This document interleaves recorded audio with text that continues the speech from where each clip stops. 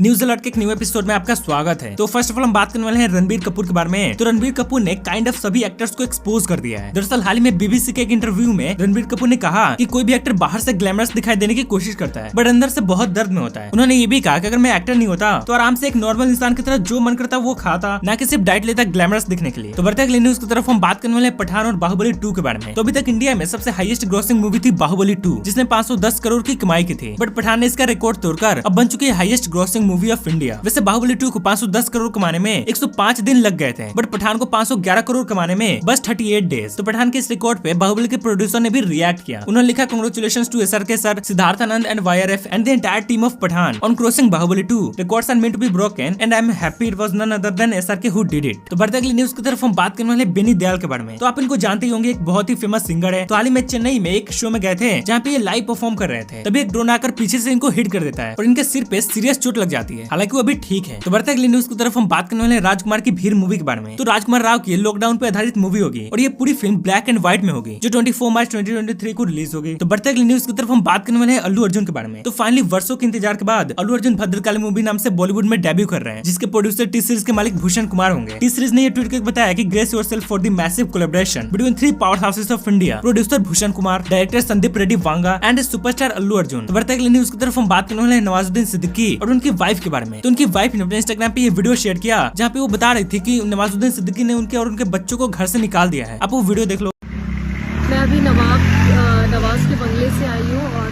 मेरे बच्चे हैं जो कि वहाँ बैठ के, वो बच्ची मेरी रो रही है, बहुत परेशान हो रही है और हमें बंगले से निकाल दिया है और बोला है कि आप इस बंगले में नहीं आ सकते हैं। अब मेरे समझ में नहीं आ रहा, मेरे पास 81 रुपीज़ है, ना मैं होटल है ना मेरे पास घर है, मुझे नहीं समझ में आ रहा मैं बच्चे लेके कहाँ जाऊँ, किसको कॉल करूँ।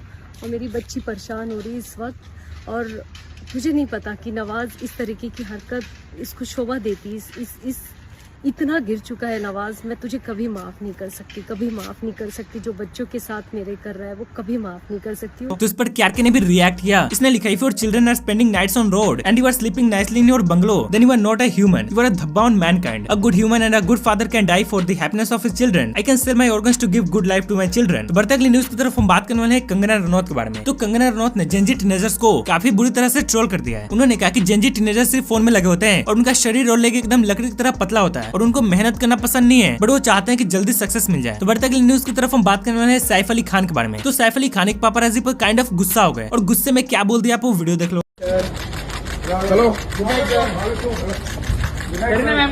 सर बहुत अच्छा प्लीज सर करिए हमारे बेडरूम में। तो बढ़ते अगली न्यूज की तरफ हम बात करने वाले हैं मुकेश अंबानी के ड्राइवर के बारे में। तो अभी एक आर्टिकल आउट हुआ है जहाँ पे ये बताया जा रहा है कि मुकेश अंबानी के ड्राइवर हर साल 24 लाख रुपए कमाते हैं, मतलब पर मंथ 2 लाख। भाई मैं तो चला ड्राइविंग लाइसेंस बनवाने। तो बढ़ते अगली न्यूज की तरफ हम बात करने वाले हैं कियारा आडवाणी और कैटरीना कैफ के बारे में। तो पहले स्लाइस के एड में कैटरीना कैफ नजर आते थे, बट अभी एड कियारा आडवाणी कर रहे हैं, जिस पर ऑडियंस इनको ट्रोल कर रहे हैं, बोल रहे हैं कि भाई तुमसे नहीं हो पाएगा, कैटरीना ही बेस्ट थी। आप कुछ कमेंट्स देख सकते हो। तो बढ़ते अगली न्यूज की तरफ हम बात करने वाले हैं जॉनी डेप के बारे में। तो आपको पता ही होगा कि इनका एक बहुत ही फेमस मूवी फ्रेंचाइजी है जो कि है the pirates of the Caribbean. तो इसकी अगली पार्ट आ रही है और ये खबर आ रही है कि इसके अगले पार्ट में जॉनी डेप नहीं होंगे, बल्कि इनकी जगह द रॉक होंगे। भाई जॉनी डेप नहीं होंगे तो मजा नहीं आएगा। तो बढ़ते अगली न्यूज की तरफ हम बात करने वाले हैं इलोन मस्क के बारे में। तो पहले इलोन मस्क क्रिप्टो से रिगार्डिंग बहुत ट्वीट करते थे, बट हाल में उन्होंने ट्वीट करके बताया कि अब उनका क्रिप्टो में इंटरेस्ट खत्म हो गया है और एआई में आ गया है। तो बढ़ते अगली न्यूज की तरफ हम बात करने वाले हैं दीपिका पाडुकोन के बारे में। तो दीपिका पाडुकोन ने अपने इंस्टाग्राम पे ये पोस्ट करके बताया कि वो ऑस्कर 95 में प्रेजेंटर होंगे, विच इज रियली ह्यूज भाई। तो इस पर कुछ एक्टर्स ने भी रिएक्ट किया, जैसे कि उनका हस्बैंड ने ये कमेंट किया, अनुपम खेर ने ये और विवेक अग्निहोत्री ने ये। तो बढ़ते अगली न्यूज की तरफ हम बात करने वाले हैं आदि पुरुष के बारे में। तो आदि पुरुष को फिर से पोस्टपोन कर दिया गया है। मतलब पहले तो इसको इसलिए पोस्टपोन किया गया था कि इसका वीएफएक्स ठीक कर सके, बट वीएफएक्स ठीक करने के बाद भी इसके डायरेक्टर को पसंद नहीं आई, इसलिए फिर से पोस्टपोन कर दिया गया। क्या लगता है ये लोग इस साल आदि पुरुष का वीएफएक्स सुधार देंगे? तो बढ़ते अगली न्यूज की तरफ हम बात करने वाले विरुष्का के बारे में। तो विराट कोहली और अनुष्का का हाल में कुछ पिक्स वायरल हो रहे हैं जो किसी मंदिर का है। तो असल में वो उज्जैन के महाकालेश्वर मंदिर के पिक्स हैं जहाँ पे वो लोग पूजा कर रहे हैं। तो बढ़ते अगली न्यूज की तरफ हम बात करने वाले हैं केआरके और अक्षय कुमार के बारे में। तो केआरके ने एक ट्वीट करके बताया कि सेल्फी मूवी ने अक्षय कुमार के करियर को इतना इफेक्ट किया है कि उनकी आने वाली अपकमिंग फिल्म जो कि OMG 2 है उसको थिएटर में ना रिलीज करके OTT पे रिलीज किया जाएगा और वो भी वेब सीरीज के फॉर्म में। आपको क्या लगता है ऐसे ही होगा क्या? तो बढ़ते अगली न्यूज की तरफ हम बात करने वाले ट्रिपल आर के बारे में। तो आपको पता ही होगा कि ट्रिपल आर को ऑफिशियली इंडिया की तरफ से ऑस्कर्स के लिए नहीं भेजा गया था, इसलिए राजामौली ने खुद के पैसे लगाकर भेजे। और जानते हो इस कैंपेन में कितने पैसे खर्च हो गए? 83 करोड़ रुपए। भाई इतने रुपए में तो कोई फिल्म बन जाती है। तो बस आज के लिए इतना ही, मिलता है अगली वीडियो में, तब तक के लिए डू सब्सक्राइब।